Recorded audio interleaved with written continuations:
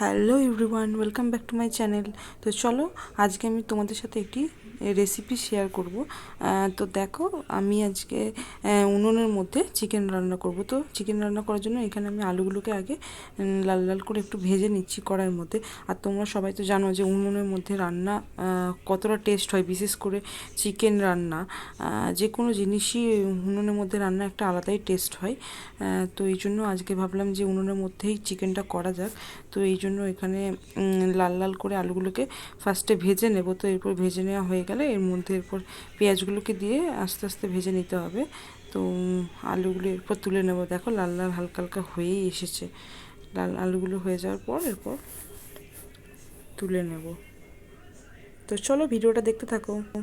তো আলুগুলোকে লাল লাল করে ভেজে নিয়ে তুলে নেওয়ার পর তো দেখো কড়াইয়ের মধ্যে আমি তেলটা যখন গরম হয়ে গেল এর মধ্যে পেঁয়াজগুলো দিয়ে দিলাম। পেঁয়াজগুলোকে এবার লাল লাল করে ভালো করে ভেজে নেব। তো দেখো, তো পেঁয়াজগুলো জাস্ট হয়েই এসেছে লাল লাল করে ভাজা। দেখো, তো এর মধ্যে একটু চিনি দিয়ে দিলে কালারটা একটু লাল লাল হয়ে যায়। তো দেখো পেঁয়াজগুলো লাল লাল করে ভাজা অলরেডি হয়ে গেছে। তো তারপর এর মধ্যে মশলাটা দিয়ে দিলাম পেস্ট করা। তো দেখো এর মধ্যে ছিল আদা বাটা, রসুন বাটা, টমেটো বাটা, কাঁচা লঙ্কা বাটা, একটু শুকনো লঙ্কা ছিল, রসুন বাটা ছিল এর মধ্যে। তো দেখো আমি এখানে ভালো করে নেড়ে চেড়ে নেবো। আর আদা বাটাও দেওয়া ছিল।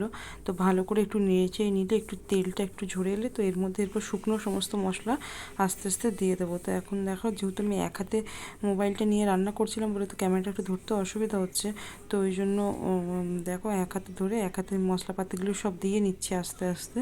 তো ভালো করে, যেহেতু কড়াইয়ে লো ফ্লেমে তো আর করা যাবে না, তাই সবসময় নাড়তে হবে, ভালো করে মশলাটাকে কষতে হবে, নাহলে কড়াইয়ের মধ্যে কিন্তু লেগে যাওয়ার চান্স থাকবে। তাই দেখো বারে বারেই নাড়তে হবে, একদম বসে থাকলে হবে না। যে ভাবলাম যে মশলাটা চাপিয়ে দিয়ে একটু বসে থাকবো, সেটা কিন্তু হবে না, একটু তাড়াতাড়ি করতে হবে।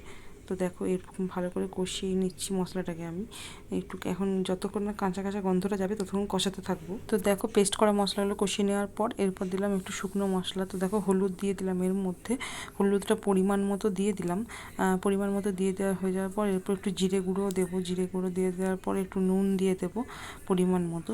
নুনটা সবসময় তোমরা একটু দেখেই দিও, আমিও দেখে দিই। দেখো এই যে নাড়লে কিন্তু কড়াইয়ের মধ্যে লেগে যাবে। উনুনে রান্না করার এই একটা অসুবিধা, একটু তাড়াহুড়ো করে মশলাটাকে নাড়তে হবে তাড়াতাড়ি করে। তো এরপর দেখো একটু মিট মশলাও, মানে চিকেন মশলাও দিয়ে দেবো। চিকেন মশলা দেওয়া হয়ে গেলে তো দেখো পরিমাণ মতো নুন দিয়ে দিলাম। নুন দিয়ে দেওয়ার পর লঙ্কা গুঁড়োও কিন্তু পরিমাণ মতো দিয়ে দিলাম, যেহেতু কাঁচা লঙ্কা বাটা ছিল এর মধ্যে, তাই লঙ্কা গুঁড়ো দিয়ে এরপর ভালো করে কষতে থাকবো মশলাটাকে।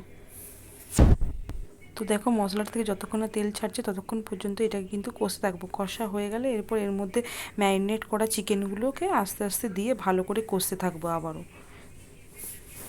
তো দেখো মশলাটা থেকে তেল ছেড়ে এসছে অলরেডি। তো এর মধ্যে এরপর ম্যারিনেট করা চিকেনগুলোকে দিয়ে দিচ্ছি ভালো করে পরিমাণ মতো দিয়ে।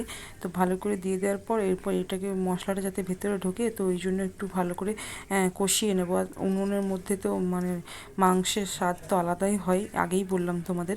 তো ভালো করে কষিয়ে কষিয়ে আমার দেখেই আমার জিভে জল চলে আসছে।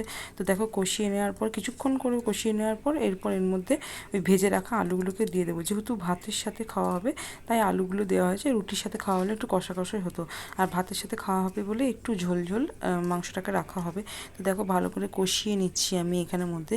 তো মনে হচ্ছে আমার এখনই আমি খেয়ে নিই কষতে কষতে। তো কষিয়ে নিই ভালো করে। তো দেখো যতক্ষণ না পর্যন্ত এখান থেকে হালকা জল বেরোবে বা কি তেল তেলে ভাবটা হবে, ততক্ষণ পর্যন্ত এটাকে কষাতেই থাকবো। আর যেহেতু উনুনে, তাই বসে থাকলে হবে না। তো দেখো চিকেন রান্না করতে করতে অলরেডি হালকা হালকা জল ছেড়ে এসেছে মশলাটা থেকে। তো এরপর ভালো করে এখনও কষিয়ে নেওয়ার পর তো দেখলাম যে নরম নরম হালকা হয়েই গেছে। যেহেতু মুরগি মাংস তো কষতে কষতেই হয়ে যায়। দেখো পরিমাণ মতো এরপর আমি জল দিয়ে দিলাম। আগেই বললাম যে একটু ঝোল ঝোল রাখবো, তাই জলটা দিয়ে দিলাম। জলটা দিয়ে দেওয়ার পরে এরপর এটাকে একটু ফুটতে দিয়ে দেবো, যেহেতু আলুগুলো একটু সেদ্ধ হওয়ার আছে। মাংসটা তো হয়েই গেছে কষতে কষতে, তাও একটু হবে। তো ওই জন্য একটু পরিমাণ মতো জল এর মধ্যে ভালো করে দিয়ে দিলাম। দিয়ে দেওয়ার পর এরপর একটু ঢাকা দিয়ে দেবো, একটু উপর থেকে চিকেন মশলা ছড়িয়ে দিলাম। তো দেখো চিকেন আমার রেডি। তো ভিডিওটি আজকের জন্য এইটুকুই। তো দেখা হবে একটু পরবর্তী ব্লগে। ততক্ষণের জন্য ভিডিওটিকে আমার লাইক করে চ্যানেলটিকে সাবস্ক্রাইব করে দিও। টাটা।